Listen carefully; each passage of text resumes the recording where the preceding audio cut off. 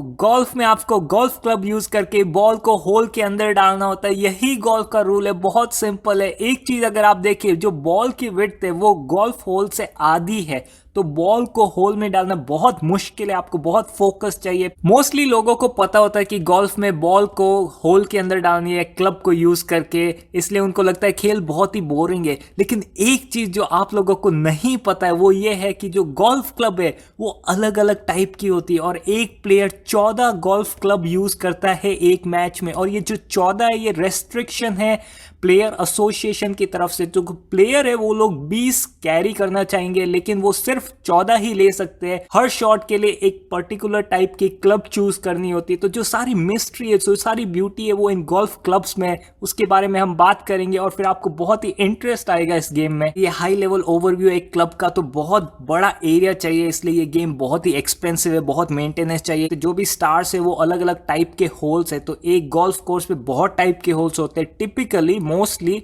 या तो 9 होल होते या फिर 18 होल होते एक गोल्फ कोर्स क्लब पे। ये सारे होल अलग अलग होते, कोई भी 2 होल सेम नहीं होती, इनकी डिस्टेंस अलग होती है, लेआउट अलग होती है, डायरेक्शन अलग होती है, लेकिन कुछ चीजें इन सारे होलों में सेम होती है। तो हम उस कॉमन चीज को देखेंगे गोल्फ को समझने के लिए।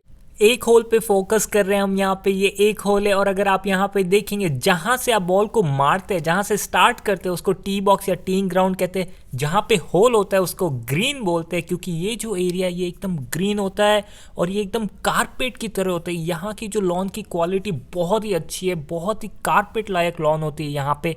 इसके अलावा जो एरिया आप देख रहे हैं इसको फेयरवे बोलते हैं। फेयरवे की लॉन अच्छी होती है बट कारपेट जैसी नहीं होती। ये लॉन आपके बैकयार्ड जैसी, आपके गार्डन जैसी होती है।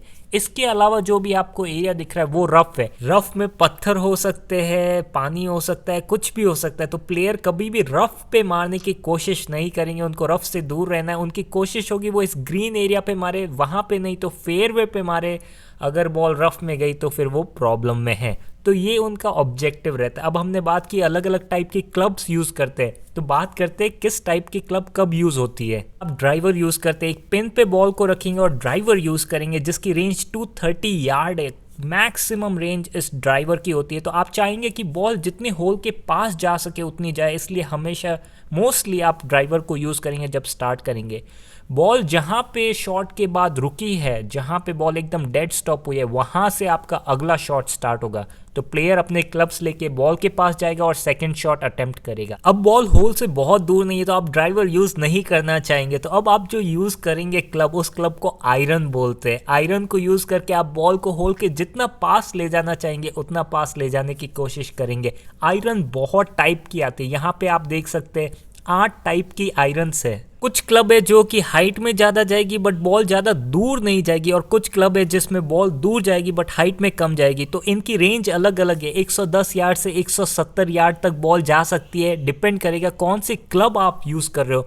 तो खिलाड़ियों को ये डिसीजन लेना पड़ता है कि होल कितना दूर है, कौन सी क्लब यूज करना चाहेंगे। अगर डिस्टेंस 110 यार्ड से कम है तो वो वेजेस यूज कर सकते हैं जो 3 टाइप की होती है। तो ये सारा डिसीजन गोल्फ प्लेयर को जजमेंट लेके करना पड़ेगा कि बॉल कितनी दूर है, कौन सी क्लब यूज करनी है। एक बार बॉल ग्रीन पे चली जाए फिर वो पटर यूज करते हैं, क्योंकि ये कारपेट है तो अब बस उनको बॉल को रोल करना है, बॉल को हाइट नहीं देनी है। तो पटर यूज करके सिंपली बॉल को वो होल के अंदर डालेंगे। ये ग्रीन एरिया एकदम फ्लैट नहीं है तो आप सीधा नहीं मार सकते, क्योंकि यहाँ पे ढलान होगी। तो अगर ढलान इस दिशा में तो आपको थोड़ा सा कर्व देना पड़ेगा बॉल को, आपको इस दिशा में मारनी है ताकि ढलान बॉल को होल में ले जाए। तो ये बहुत ट्रिकी होता है। आपने देखा होगा बहुत सारे गोल्फर घुटनों पर बैठ के नीचे बैठे बैठे कुछ देखते, वो एक्चुअली ये लेवल देख रहे कि ढलान किस तरफ है, उनको किस दिशा में शॉट मारना है ताकि बॉल होल के अंदर जाए। अगर आप इस होल में देखें तो इस होल में जो पहला शॉट था वो ड्राइवर से मारा था, दूसरा शॉट आयरन से और तीसरा शॉट पटर से। तो इस होल को हम बोलेंगे कि ये एक पार 3 होल है, क्योंकि इसमें हम 3 अटेम्प्ट में बॉल को होल के अंदर डाल रहे, तो इसको पार 3 होल बोलेंगे। बेसिकली ये बोल रहे हैं कि हम उम्मीद करते हैं कि आप बॉल को इस होल में 3 अटेम्प्ट में डाल दोगे। तो अब बात करते हैं किसी और होल की जिसमें 4 अटेम्प्ट चाहिए। पहला शॉट यहाँ पे जो मारेगा वो ड्राइवर से इस एरिया में कहीं मारेगा, फिर सेकंड शॉट मारेगा वो कहीं यहाँ लैंड होगा, थर्ड शॉट ग्रीन में और फोर्थ पट अवे मारेंगे। तो टोटल 4 शॉट है, इसलिए पार 4 होल बोलेंगे इसको। अगर एलिमेंट्स की बात करें जो कॉमन है हर होल में, जो हमने पिछले होल में देखा, तो आप देखेंगे स्टार्टिंग में जहाँ से बॉल को हिट किया है उस एरिया को बोलते हैं टीइंग बॉक्स, टीइंग ग्राउंड। जहाँ पे होल है उसको बोलते हैं ग्रीन। कारपेट लायक लॉन है, वर्ल्ड की बेस्ट लॉन होती है। इसके अलावा फेयरवे है जहाँ पे लॉन अपने लॉन जैसी लॉन होती है, अपने घर जैसी लॉन होती है। उसके अलावा जो भी है रफ है। एक नया एलिमेंट जो यहाँ पे देखने को मिला है वो है हजार्ड। ये मिट्टी है, तो अगर बॉल मिट्टी में गई फिर मारनी बहुत मुश्किल होती है। तो हजार्ड एक चैलेंजिंग पोजीशन होती है प्लेयर के लिए, वो चाहेंगे बॉल ना जाए। या फिर हजार्ड हो सकता है पानी, अगर पानी में बॉल गई तो आप नहीं मार सकते। तो अगर ऐसा होता है तो आपको +1 पॉइंट की पेनल्टी मिलती है प्लेयर्स को। तो प्लेयर ना तो बहुत दूर मार सकते ना ही बहुत पास। यहाँ से आप डायरेक्टली नहीं मार सकते क्योंकि ट्री से बीच में, तो एक और शॉट लगेगा आपको बॉल को ऐसी एरिया में पहुंचाने के लिए ताकि आप अगला शॉट ले सके।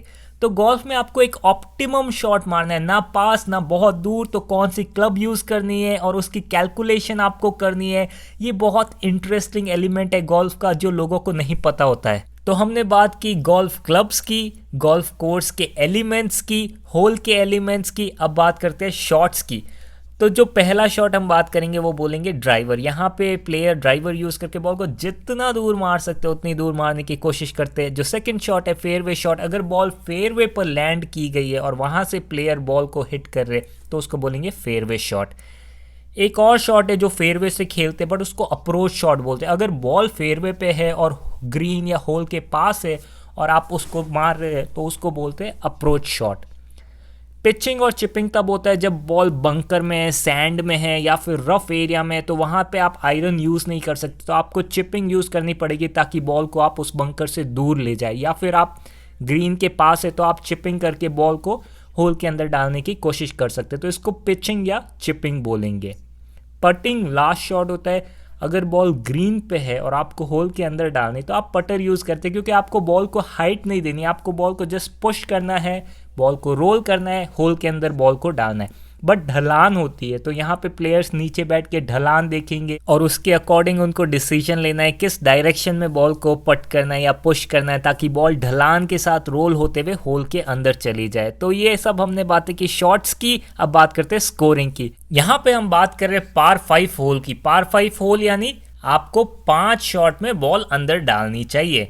तो यहाँ पे par 5 होल में दो चीज़ देखेंगे, शॉट्स और स्कोर।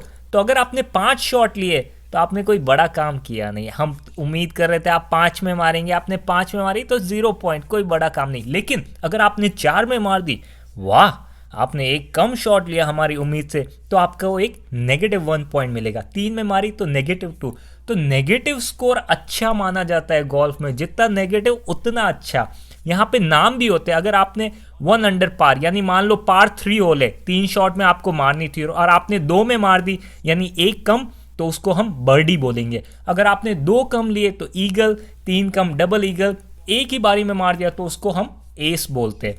तो यहाँ पे नाम दिए जाते हैं हर शॉट को। अगर आपने एक ज़्यादा लिया, 5 शॉट में आपको मारनी थी, 6 लिए, तो उसको बोगी बोलेंगे और आपको प्लस पॉइंट मिलेगा, +1।